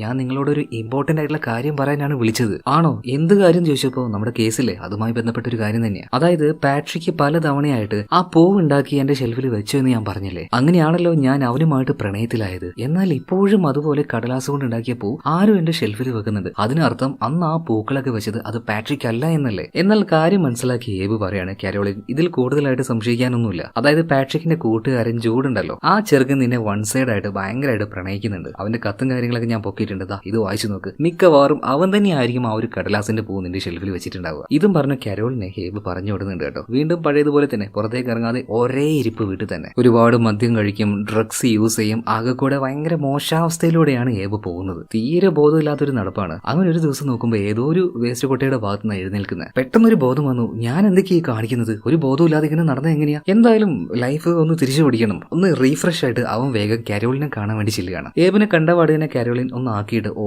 വന്നോ, കേസ് അന്വേഷിക്കാന്ന് പറഞ്ഞിട്ട് ഡ്രഗ്സും യൂസ് ചെയ്ത് കണ്ട കുപ്പത്തൊട്ടിയിലൊക്കെ പോയി കെടുക്കലല്ലേ നിന്റെ ഇപ്പത്തെ പണി. ഒന്നും പറയാൻ പറ്റാത്തതുകൊണ്ട് ഏബ് തല താഴ്ന്നു നിൽക്കുകയാണ്. കാരോളിൻ പറയാണ്, ഞാൻ നിന്റെ ഓഫീസിലേക്ക് പല തവണ വന്നിട്ടുണ്ട്. അതായത് എന്റെ ഷെൽഫിൽ കൊണ്ടുവെക്കുന്ന ആ ഒരു പൂവുണ്ടല്ലോ, അത് നിന്റെ ഓഫീസിൽ ഞാൻ കൊടുത്തിട്ടുണ്ടെന്ന് പറയാണ്. പിന്നീട് ഏബ് നേരെ അങ്ങോട്ടേക്ക് ചെല്ലുകയാണ്. അവന്റെ ടേബിളിൽ ആ ഒരു പൂവുണ്ടായിരുന്നു. കുറെ നേരം ആ ഒരു കടലാസ് പൂവിലേക്ക് അവൻ അങ്ങനെ നോക്കി നിൽക്കുകയാണ്. പിന്നീട് അത് മുഴുവനായിട്ട് നിവർത്തുന്നുണ്ട്. എന്നാൽ അത് കണ്ടപ്പോ എന്തോ ഒരു കാര്യം അവന്റെ മൈൻഡിൽ സ്ട്രൈക്കായി. അവിടുന്ന് പിന്നീട് എഴുന്നേറ്റ് ഓടുകയാണ്. വേറെ എങ്ങോട്ടുമല്ല, അവന്റെ വീട്ടിലേക്ക് തന്നെ. അവന്റെ വീട്ടിൽ ഒരു പഴയ ഗ്യാരേജ് ഉണ്ട്, അതിന്റെ ഉള്ളിലേക്കാണ് ഏബ് ഇപ്പോൾ പോകുന്നത്. കാരണം 20 വർഷങ്ങൾക്ക് മുന്നേ അവൻ നല്ലൊരു ഡിറ്റക്റ്റീവ് ആയിരുന്ന സമയത്ത് അവൻ അന്വേഷിച്ച ഓരോ സാധനങ്ങളും കേസുമായി ബന്ധപ്പെട്ട ഓരോരോ കാര്യങ്ങൾ എല്ലാം വെച്ചിരിക്കുന്നത് ഈ പഴയ ഷെഡിലാണ്. ഇവിടെ തന്നെ അവന് 12 വയസ്സുള്ള സമയത്ത് ലൂസിയെ കാണാതായില്ലേ, അവളുടെ ആ ഒരു കേസും ചെറിയ രീതിയിൽ ഏബ് അന്വേഷിച്ചിട്ടുണ്ടായിരുന്നു. ആ സമയത്ത് അവന് കിട്ടിയ ചില വസ്തുക്കൾ അതെല്ലാം ഒരു പെട്ടിയിൽ ഇട്ട് വെച്ചിട്ടുണ്ട്. അത് വേഗം അവൻ എടുത്ത് മാറ്റി നോക്കുമ്പോൾ അതിനുള്ളിലും ഇതുപോലെ തന്നെ ഒരു മഞ്ഞ പേപ്പർ. അതിന്റെ ആ ഒരു മടക്കിയതിന്റെ ഷേപ്പ് എല്ലാം ഒരുപോലെ തന്നെ. അതായത് കാണാതാവുന്നതിന് മുന്നേ ലൂസിക്കും ഇതേ മഞ്ഞ പേപ്പറിൽ പൂക്കൾ ഉണ്ടാക്കി ആരും ഒരാൾ കൊടുത്തിട്ടുണ്ട്. അതിനർത്ഥം എന്താണ്? 20 വർഷങ്ങൾക്ക് മുന്നേ ലൂസിയെ കൊണ്ടുപോയ ആ ആളും അതുപോലെ തന്നെ കാരോളിന്റെ ഷെൽഫിൽ പൂ വെക്കുന്ന ആളും അതൊരാള് തന്നെയാണ്. എന്നാൽ ആ ആള് തന്നെയാണോ പാട്രിക്കിനെ കൊന്നയെന്ന് ഉറപ്പിച്ച് പറയാൻ പറ്റില്ല കേട്ടോ. എന്തായാലും ഇപ്പോഴാണ് കഥയൊന്ന് ചൂട് പിടിക്കുന്നതല്ലേ. എന്തായാലും മനസ്സിലുള്ള സംശയങ്ങൾ അത് 100% കൺഫേം ചെയ്യാനായിട്ട് ഏബ് മറ്റൊരു സ്ഥലത്തേക്ക് പോവാണ്. അതായത് 20 വർഷങ്ങൾക്ക് മുന്നേ കാണാതായ ലൂസി ഉണ്ടല്ലോ, അവളുടെ വീട്ടിലേക്ക്. എന്നാൽ അവളുടെ വീട്ടിലിപ്പോ അവളുടെ അമ്മ മാത്രമേ ഉള്ളൂ. ലൂസിയെ കാണാതായതുകൊണ്ട് തന്നെ അതിന്റെ ആ ഒരു വിഷമം താങ്ങാൻ കഴിയാതെ ലൂസിയുടെ അച്ഛൻ ആത്മഹത്യ ചെയ്തായിരുന്നു. എന്തായാലും വന്ന കാര്യം ഇപ്പൊ ലൂസിയുടെ അമ്മയോട് ഏബ് പറയുന്നുണ്ട്. എനിക്ക് അവളുടെ മുറി ഒന്ന് കാണാൻ പറ്റുമോ എന്ന് ചോദിക്കുകയാണ്. സമ്മതം കൊടുക്കുകയാണ്. ഏബ് ഇപ്പോ ലൂസിയുടെ മുറിയിലേക്ക് ചെന്നു. അവളുടെ ടേബിളൊക്കെ പരിശോധിച്ച് നോക്കുമ്പോൾ നമ്മുടെ കാരോളിന്റെ ഷെൽഫിൽ വെക്കുന്നത് പോലെയുള്ള അതുപോലെയുള്ള പല കളറിലുള്ള പൂക്കൾ ആ ഷെൽഫിലും ഉണ്ടായിരുന്നു. അതിനർത്ഥം കാരോളിന് പൂ കൊടുത്ത അതേ ആള് പല തവണയായിട്ട് ലൂസിക്കും പൂവ് കൊടുത്തിട്ടുണ്ട്. പെട്ടെന്ന് തന്നെ ഏബ് നമ്മുടെ കാരോളിനെ വിളിക്കുകയാണ്. കാരണം അവളുടെ ജീവന് ആപത്താണെന്ന് ഏബിന് മനസ്സിലായി. പൂ കൊടുത്ത് ലൂസിയെ വശത്താക്കിയ ആ ആള് മിക്കവാറും കാരോളിനെയും തട്ടിക്കൊണ്ടുപോകാനുള്ള അല്ലെങ്കിൽ കൊല്ലാനുള്ള സാധ്യത വളരെയധികം കൂടുതലാണ്. അപ്പൊ അവളെ വിളിച്ച് ഏബ് പറയുന്ന കാര്യം എന്താ വെച്ചാൽ, ഒരു കാരണവശാലും നീ പുറത്തേക്ക് പോകാൻ പാടില്ല, വളരെയധികം സേഫ് ആയിട്ട് തന്നെ അവളുടെ വീട്ടിൽ ഇരിക്കണം എന്നാണ്. എന്തായാലും ഒരുവിധം കാര്യങ്ങൾ ഏബ് കണ്ടുപിടിച്ചല്ലോ. അപ്പൊ ഒന്ന് റിലാക്സ് ആവാനായിട്ട് ഒന്ന് ബാറിലേക്ക് പോവാം. പിന്നെ ചെറുതായിട്ട് ഡ്രിങ്ക്സ് കഴിച്ചുകൊണ്ടിരിക്കുന്ന സമയത്ത് അവിടെ ഉണ്ടായിരുന്ന മദ്യം ഒഴിച്ചു കൊടുക്കുന്ന ആ ആള് ചോദിക്കുകയാണ്, അല്ല ഏബി, നീ ആ ഒരു നോബിളുമായിട്ട് എന്താ പ്രശ്നം? എന്തെങ്കിലുമൊക്കെ ഉണ്ടെങ്കിൽ അങ്ങോട്ടും ഇങ്ങോട്ട് പറഞ്ഞു തീർത്തൂടെ? വേണമെങ്കിൽ അവനോടൊന്ന് ക്ഷമയും ചോദിച്ചൂടെ? ഈ നോബിളും ഏബും തമ്മിലുള്ള പ്രശ്നം എല്ലാവർക്കും അറിയുന്നതാട്ടോ. 20 വർഷങ്ങൾക്ക് മുന്നേ സ്കൂളിലെ ആനിമൽ റെസ്ക്യൂ ഫണ്ട് കാണാതായതിന് പിന്നിൽ ഈ നോബിളാണെന്ന് ഏബ് പറഞ്ഞേ പിന്നെ അന്ന് മുതൽ അവൻ ആ ഒരു ദേഷ്യം തുടങ്ങിയതാണ്. എന്നാൽ കേസെല്ലാം തെളിഞ്ഞു. എന്തായാലും ആ ഒരു ഫണ്ട് എടുത്തത് നോബിൾ ആയിരുന്നില്ല. നിനക്ക് വേണമെങ്കിൽ അവനോടൊന്ന് ക്ഷമ പറഞ്ഞ പ്രശ്നങ്ങളൊക്കെ തീർത്തോടെ എന്ന് ചോദിക്കുമ്പോൾ ഏബ് പറയണേ അതൊന്നും പറ്റില്ല, എന്നെ കൊണ്ടൊന്നും ക്ഷമ പറയാൻ പറ്റില്ല എന്ന് പറയണം. എന്നാൽ പെട്ടെന്ന് നമ്മുടെ ഏബിന്റെ ചിന്തകൾ എന്തൊക്കെയോ ചിന്തിച്ചു കൂടുകയാണ്. പല കാര്യങ്ങളും, അതായത് നല്ലൊരു ഒന്നാം തരം ഡിറ്റക്റ്റീവ് എന്ന് പറഞ്ഞാൽ ആ ഒരു അന്വേഷണ സമയത്ത് പല ഭാഗത്തുനിന്നും പല കാര്യങ്ങൾ കാണും, കേൾക്കും, എക്സ്പീരിയൻസ് എല്ലാം ചെയ്യല്ലോ. ഒരു ഘട്ടത്തിൽ ആ പലതവണ കേട്ടതിനെ കണ്ടതിനെ എല്ലാം യോജിപ്പിക്കുമ്പോഴാണല്ലോ ഇവർക്ക് നല്ലൊരു ക്ലൂ കിട്ടുക, അല്ലെങ്കിൽ കേസുമായിട്ടുള്ള വലിയൊരു ഹിന്റ് കിട്ടുക. അതുപോലെ ഒരു കാര്യം പെട്ടെന്ന് ഏബിന്റെ തലയിൽ കിടന്ന് കറങ്ങാൻ തുടങ്ങുകയാണ്. പല കാര്യങ്ങളുണ്ട് അതിലൊരെണ്ണം നോബിളാണ് സ്കൂൾ ഫണ്ട് കട്ടേന്ന് പറഞ്ഞിട്ട് അവനെ ആദ്യമൊക്കെ കുറ്റവാളിയാക്കിയെങ്കിലും അവനല്ല അത് ചെയ്തത്. പിന്നെ ആരായിരിക്കും ആ ഒരു ഫണ്ട് എടുത്തത്? അതുപോലെ തന്നെ സ്കൂളിലെ എല്ലാ കുട്ടികളുടെയും ലോക്കറിന്റെ നമ്പർ അത് ഓഫീസിൽ കൊടുക്കാറുണ്ട്. കാരണം പിള്ളേര് വല്ല ഡ്രഗ്സോ കാര്യങ്ങളോ അവരുടെ ഷെൽഫിൽ വെക്കുന്നുണ്ടോ എന്ന് ഇവിടുത്തെ ടീച്ചേഴ്സിന് അറിയാൻ വേണ്ടിയിട്ട്. അതുപോലെ നമ്മുടെ കരോളിൻ പല തവണയായിട്ട് ഏബിനോട് പറഞ്ഞിട്ടുണ്ട്. അതായത് അവളുടെ പിന്നാലെ എപ്പോഴും ആരോ ഉള്ളതുപോലെ ഒരു തോന്നല് കരോളിന് ഉണ്ടായിരുന്നു. എപ്പോഴും അടുത്ത് ആരോ നിൽക്കുന്നത് പോലെ. ഇതൊക്കെ കൂടി ആയപ്പോ ഏബിന് വല്ലാത്തൊരു സംശയം മൈൻഡിൽ തോന്നി തുടങ്ങി. ആരായിരിക്കും ആ ഒരു കൊലയാളി എന്നുള്ള ആ ഒരു കാര്യം. സോ അത് ആരാണെന്ന് പോലും പറയാതെ അവൻ നേരെ ഒരു വീട്ടിലേക്ക് ചെല്ലുകയാണ്. ആ വീട്ടിലെ ആൾ അറിയാതെ തന്നെ ആ വീടിന്റെ ഉള്ളിലേക്ക് അവൻ കയറി പറ്റുന്നുണ്ട്. കയറിയ വാർഡിനെ വീടിന്റെ പല സ്ഥലത്തും അവൻ പരിശോധിക്കുമ്പോൾ ഒരു ലോക്കർ കാണാണ്. അത് തുറന്നപ്പോൾ അതിനുള്ളിൽ ഒരു പെട്ടിയുണ്ട്. ആ പെട്ടിയും ലോക്കായിരുന്നു. ചാവിയില്ലാതെ അത് തുറക്കാൻ പറ്റില്ല. പിന്നീട് അവന്റെ കയ്യിലുണ്ടായിരുന്ന ഒരു പിൻ ഉപയോഗിച്ച് എങ്ങനെയൊക്കെയോ ആ ഒരു പെട്ടി തുറന്നപ്പോൾ അതിനുള്ളിലെ ഒരു ചിത്രം കണ്ട് അവനാകെ ഞെട്ടിപ്പോയി കേട്ടോ. കാരണം അവന്റെ എല്ലാ സംശയങ്ങളും 100% ശരിയാണ്. കൊലയാളിയെ അവൻ കണ്ടുപിടിച്ചു കഴിഞ്ഞു. എന്തായാലും ആ ഒരു പെട്ടിയിൽ കണ്ട ചിത്രം അതെന്താണെന്ന് അറിയോ? നമ്മുടെ പാട്രിക്കിന്റെ കയ്യിലുണ്ടായിരുന്ന ഒരു ചിത്രമായിരുന്നു. അതായത് പാട്രിക്കിനെ കുറിച്ച് കുറ്റം മാത്രം പറയുന്ന ജൂഡ് അന്നൊരു കാര്യം പറഞ്ഞായിരുന്നല്ലോ. പാട്രിക്കിന് വേറൊരു ഗേൾ ഫ്രണ്ട് ഉണ്ട്. അവളുടെ മുഖമൊന്നും കണ്ടിട്ടില്ല, കാരണം അവള് ഒരു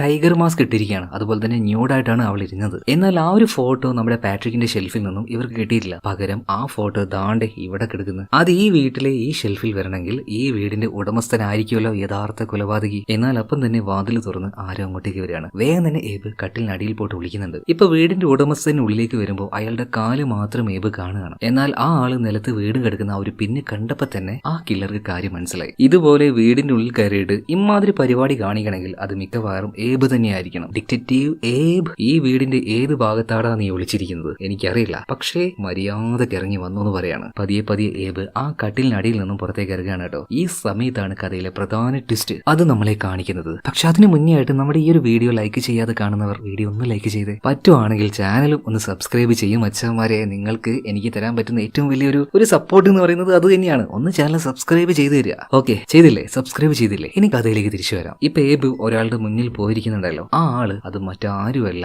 സ്കൂൾ പ്രിൻസിപ്പൽ ആയിട്ടുള്ള പ്രിൻസിപ്പാൾ എർവിൻ ആയിരുന്നു. ഇയാളാണപ്പോ യഥാർത്ഥ കൊലയാളി. കൊലപാതകം മാത്രമല്ല, ഇയാൾ വേറൊരു പരിപാടി കൂടെ കാണിച്ചിട്ടുണ്ട് കേട്ടോ. അതിപ്പോ നമ്മുടെ ഏബിന് മനസ്സിലായി. 20 വർഷങ്ങൾക്ക് മുന്നേ ആനുവൽ റെസ്ക്യൂ ഫണ്ട് അത് കട്ടെടുത്തതും അത് ഒളിപ്പിച്ചതും മറ്റാരുമല്ല, ഇതേ പ്രിൻസിപ്പൽ തന്നെയാണ്. എന്നിട്ട് ഒരു കള്ളനെ ഉണ്ടാക്കാൻ വേണ്ടി മാത്രം ഏബിനോട് എടാ ഇതുപോലെ കാശ് പോയി, ആരായിരിക്കും എടുത്തിട്ടുണ്ടാവുക എന്നൊക്കെ ഏബിനോട് ചോദിച്ചപ്പോ ഒരു സാധ്യത വെച്ച് ഏബിൻ നോബിളിനെ കണ്ടുപിടിക്കുക ചെയ്തത്. എന്നാൽ അത് വെറും ഒരു സാധ്യതയായിരുന്നു. പാവം നോബിള് അന്ന് പെട്ടുപോയി. എന്നാൽ ഇത് മാത്രമാണ് ഈ പ്രിൻസിപ്പൽ ചെയ്തു കൂട്ടിയ കാര്യങ്ങൾ അല്ല. ഇയാൾക്ക് ചെറിയൊരു അസുഖമുണ്ട്. അസുഖം എന്ന് പറഞ്ഞാൽ ഈ പ്രായത്തിലും ഇയാൾക്ക് ചെറിയ പെൺകുട്ടികൾ ആവശ്യമാണ്, ഇയാളുടെ കാമവെറി കാണിക്കാനായിട്ട്. അതിനുവേണ്ടി 20 വർഷങ്ങൾക്ക് മുന്നേ ലൂസിയെ തട്ടിക്കൊണ്ടുപോയതും ഇതേ പ്രിൻസിപ്പാൾ തന്നെയാണ്. സിനിമയുടെ ആരംഭത്തിൽ ഒരു കാറിലേക്ക് നോക്കി ലൂസി ചിരിച്ചായിരുന്നല്ലോ. ആ കാറിൽ ഉണ്ടായിരുന്നത് മറ്റാരും ആയിരുന്നില്ല, പ്രിൻസിപ്പാൾ ആയിരുന്നു. സ്കൂളിലെ പ്രിൻസിപ്പളാണ്. അതുപോലെ തന്നെ അവൾക്ക് നേരിട്ട് പരിചയമുണ്ട്. അതുകൊണ്ടാണ് ആ കാറിലിരുന്ന ആളെ അവളെ നോക്കി ചിരിച്ചത് തന്നെ. അതുമാത്രമല്ല, സ്കൂളിലുള്ള എല്ലാ പിള്ളേരുടെയും ലോക്കറിന്റെ പാസ്വേഡ് ഓഫീസിൽ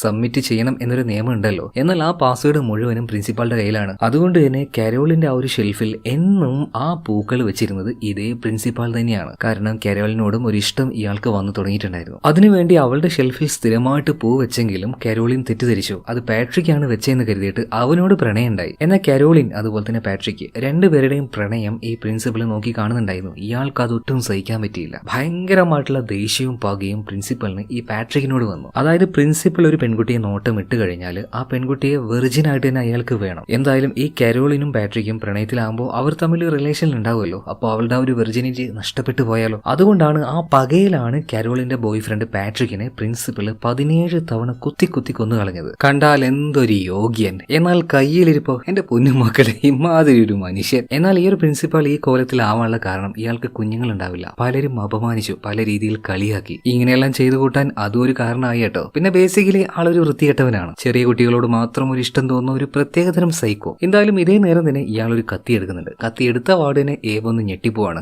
ആദ്യമായിട്ട് കിട്ടിയ മർഡർ കേസ് തെളിയിച്ച വാർഡ് തന്നെ എന്റെ മർഡർ ഇവിടെ നടക്കുമോ ദൈവമേ എന്ന് വിചാരിച്ചു വെക്കുമ്പോൾ പ്രിൻസിപ്പൾ സ്വയം കത്തി ദേഹത്ത് കയറ്റി മരിച്ചു കളയാണ്. അതായത് ഇനി ഇയാൾക്ക് രക്ഷയില്ല, ഫുള്ള് അപമാനിക്കപ്പെട്ടവനായിട്ട് ജീവിക്കേണ്ടി വരും. അങ്ങനെ ഒരു ജീവിതത്തിനോട് ഇയാൾക്ക് താല്പര്യമില്ല. എന്തായാലും ഇത് കണ്ടപ്പോൾ ഏബ് വിചാരിക്കാണ് ഈ ചങ്ങായി ചാവേണ്ടവൻ തന്നെയാണ്. എന്തായാലും കുറച്ചു നേരം കൊണ്ട് അവൻ നന്നായിട്ടൊന്ന് വരണ്ടുപോയി. കുടിക്കാനായിട്ട് ഒരു ഇച്ചിരി വെള്ളം എടുക്കാനായിട്ട് ഫ്രിഡ്ജ് തുറന്നപ്പോൾ അതിൽ നിറയെ ഗ്രേപ്പ് ജ്യൂസുകൾ. എന്തായാലും അതിലൊരെണ്ണം കുടിക്കാൻ വേണ്ടി അവൻ എടുക്കുന്നുണ്ട്. എന്നാൽ കുടിച്ചുകൊടുക്കുമ്പോൾ അവനൊരു സംശയം തോന്നുകയാണ്, ഇയാൾ എന്തിനാണിക്കും ഇത്രങ്ങാനും ഗ്രേപ്പ് ജ്യൂസ് ഇവിടെ കൊണ്ടുവന്ന് വെച്ചിട്ടുണ്ടാവാം. പെട്ടെന്ന് ഏബിനൊരു കാര്യം ഓർമ്മ വന്നു. 20 വർഷങ്ങൾക്ക് മുന്നേ കാണാതായ ലൂസി, അവൾക്ക് ഗ്രേപ്പ് ജ്യൂസ് ഭയങ്കരമായിട്ട് ഇഷ്ടമാണ്. അതുപോലെ തന്നെ ഇയാളുടെ വീടിന് പുറത്തായിട്ട് ഒരു വെയർ ഹൗസ് കാണുന്നുണ്ട്. എന്തൊക്കെയോ ചില കാര്യങ്ങൾ സംശയം തോന്നിയതുകൊണ്ട് ഏബ് നേരെ അങ്ങോട്ടേക്ക് ചെന്ന് നോക്കുകയാണ്. അവിടെയാണ് കഥയുടെ പ്രധാന ട്വിസ്റ്റ്. 20 വർഷങ്ങൾക്ക് മുന്നേ കാണാതായ ലൂസി, അവള് മരണപ്പെട്ടിട്ടില്ല. അവൾ ഇപ്പോഴും ജീവനോടെയുണ്ട്. അവളുടെ ആ ഒരു അവസ്ഥ ഒന്ന് നോക്കി. ഭക്ഷണം കഴിച്ച് ആ റൂമിന്റെ ഉള്ളിൽ മാത്രം ഇരുന്ന് വല്ലാണ്ട് തടിച്ചിട്ടുണ്ട്. ആ പാവം കഴിഞ്ഞ 20 വർഷമായിട്ട് ഒരു നരകത്തിൽ തന്നെ ജീവിക്കുകയായിരുന്നു. എന്തായാലും ഈ ഒരു കേസ് ഏബ് ഏറ്റെടുത്തത് കൊണ്ട് മാത്രമാണ് ഇപ്പോ ഈ നരകത്തിൽ നിന്നും പാവം ലൂസിയെ രക്ഷപ്പെടുത്താൻ പറ്റിയത് കേട്ടോ. എന്തായാലും വേഗം തന്നെ ലൂസിയുടെ അമ്മ ഈ കാര്യം വിളിച്ചു പറയാണ്. അവളെ കാണാതായതുകൊണ്ട് തന്നെ അവളുടെ അച്ഛൻ കുറച്ച് വർഷങ്ങൾക്ക് മുന്നേ ആത്മഹത്യ ചെയ്തു. മകൾ മരിച്ചിട്ടുണ്ടാവും എന്നുള്ള ആ ഒരു ദുഃഖത്തിൽ. എന്നാൽ ലൂസി മരിച്ചില്ല, അവളെ തിരിച്ചു കിട്ടുകയാണ്. മാത്രമല്ല ഈ കാര്യം കാട്ടുതീ പോലെ ആ ഒരു നാട്ടിൽ സ്പ്രെഡ് ആവുന്നുണ്ട് കേട്ടോ. മാത്രമല്ല 20 വർഷങ്ങൾക്ക് മുന്നേ ഏബിന് നഷ്ടമായ അവന്റെ ആ ഒരു വാല്യൂ അത് അതിനേക്കാൾ 10 മടങ്ങായിട്ട് തിരിച്ചു കിട്ടുകയാണ്. എവിടെ പോയാലും ആൾക്കാർ ഭയങ്കര ബഹുമാനത്തോട് കൂടിയിട്ട്, റെസ്പെക്റ്റോട് കൂടിയിട്ട് അവനെ ട്രീറ്റ് ചെയ്യും. അവൻ അത് തന്നെയാണ് വേണ്ടിയിരുന്നത്. ഈ കഴിഞ്ഞ 20 വർഷമായിട്ട് എവിടെ പോയാലും ആൾക്കാർ അവനെ ഇൻസൾട്ട് ചെയ്യും, അപമാനിക്കും, ചിലപ്പോൾ തല്ല് വരെ കിട്ടും. അതുപോലെ തന്നെ ഏബിന്റെ സ്റ്റാഫ് ആയിട്ടുള്ള, അതായത് അസിസ്റ്റന്റ് ആയിട്ടുള്ള ഗ്രാൻഡ് വരെ അവനെ റെസ്പെക്ട് ചെയ്യില്ലല്ലോ. ഇപ്പോൾ ഏബ് വരുന്ന സമയത്ത് അവൾ എഴുന്നേറ്റ് നിൽക്കുക വരെ ചെയ്യും. അത്രയും ബഹുമാനമാണ്. കഴിവ് തെളിയിച്ചു കഴിഞ്ഞാൽ പിന്നെ അങ്ങനെ തന്നെയാണ്. ചുറ്റുള്ളവര് റെസ്പെക്ട് തന്നിരിക്കും. മാത്രമല്ല കരോളിനും ഇപ്പോൾ ഓഫീസിലേക്ക് വന്നിട്ട് ഏബിനോട് നന്ദി പറയാണ്. എങ്ങാനും ഈ ഒരു കേസ് ഏബ് തെളിയിച്ചില്ലായിരുന്നെങ്കിൽ പ്രിൻസിപ്പൽ എർവിൻ അവളെയും തട്ടിക്കൊണ്ടുപോയനെ. അവൾക്കും ഇതുപോലെ നരകതുല്യമായ ഒരു ജീവിതം കിട്ടിയാണ്. എല്ലാം കഴിഞ്ഞു, ലൈഫ് പഴയതുപോലെ ആയിട്ടുണ്ട്. അതുപോലെ തന്നെ ഏബിനെ കാണാനായിട്ട് അച്ഛനും അമ്മയും വരെ വന്നിരിക്കുകയാണ്. വന്നപാട് തന്നെ ഏബിനെ ഇത്രയും ദിവസം സപ്പോർട്ട് ചെയ്യാതിരുന്ന അച്ഛനും അമ്മയും അവൻ ഒരുപാട് പ്രശംസിക്കുകയാണ് കേട്ടോ. നീ വിജയിക്കുന്നു, ഞങ്ങൾക്ക് നന്നായിട്ട് അറിയായിരുന്നടാ, നീ ഞങ്ങളുടെ മകൻ തന്നെയാണ്, ഒരുപാട് കഴിവുകൾ നിനക്കുണ്ട്. ഇത് പറഞ്ഞ് അവൻ എല്ലാത്തരം സപ്പോർട്ടും കൊടുക്കുന്നുണ്ട്. ഇത് കണ്ട സമയത്ത് ഏബ് അവിടെ നിന്നങ്ങോട്ട് കരയാണ്. കഴിഞ്ഞ 20 വർഷമായിട്ട് ഇതിനു വേണ്ടിയായിരുന്നു അവൻ കാത്തിരുന്നത്. ഒരൊറ്റ കേസോട് കൂടിയിട്ട് അവന്റെ ലൈഫ് തന്നെ ആകെ മാറി മറിയാണ്. ഇത് കാണിച്ചുകൊണ്ട് സിനിമ ഇവിടെ തീരുകയാണ്. അപ്പൊ ഈ ഒരു സിനിമ നിങ്ങൾക്ക് ഇഷ്ടമായിട്ടുണ്ടാവും എന്ന് ഞാൻ കരുതുകയാണ്. അപ്പൊ അടുത്ത വീഡിയോയിൽ നമുക്ക് വീണ്ടും കാണാം. Okay, by.